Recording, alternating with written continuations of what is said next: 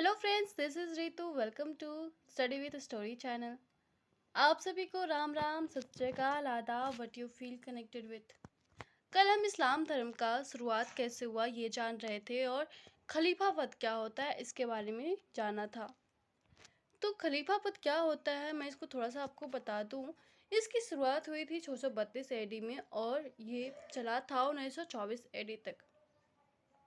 पैगंबर मोहम्मद साहब की मृत्यु के बाद इस्लाम का प्रचार प्रसार खलीफा पद के द्वारा होता था।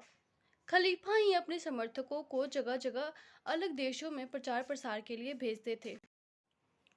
भारत में सबसे पहले ये खलीफा के द्वारा जो प्रचार प्रसार होना था वो सबसे पहले अरवाज आया था। शांतिपूर्वक उसने किया लेकिन वो असफल रहा।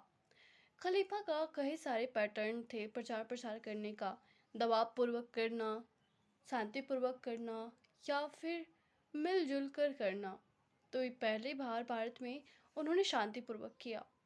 632 से 700 एडी तक इस्लाम का प्रचार प्रसार मध्य एशिया में कुछ ज़्यादा हुआ था।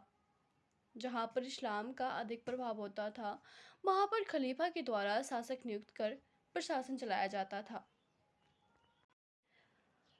माना जाता है कि 700 ईडी के लगभग भारत सबसे अमीर था।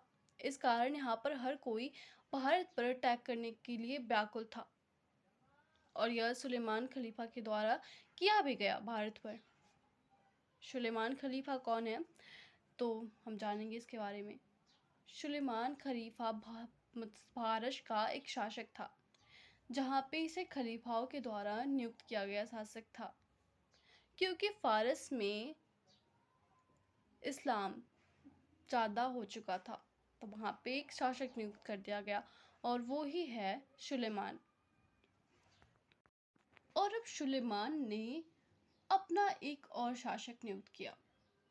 उसका नाम था अल-हज्जाज। अल-हज्जाज व्यापार करता था श्रीलंका के साथ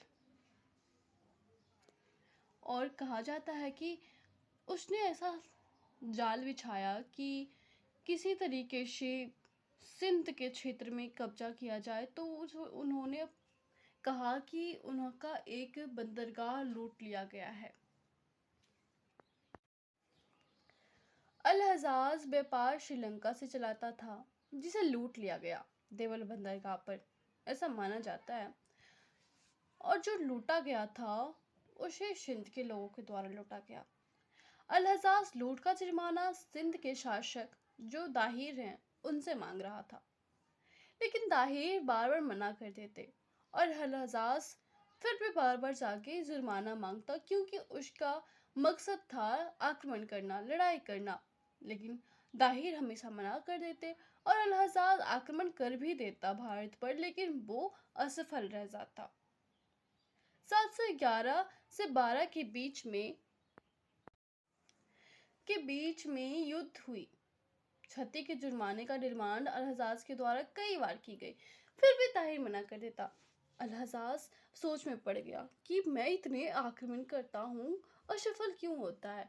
फिर उसके मन में एक विचार आया कि मेरा एक सेनापति है जो कि मेरा सिर्फ सेनापति नहीं बल्कि दामाद भी है और काबिल सिपाही भी है।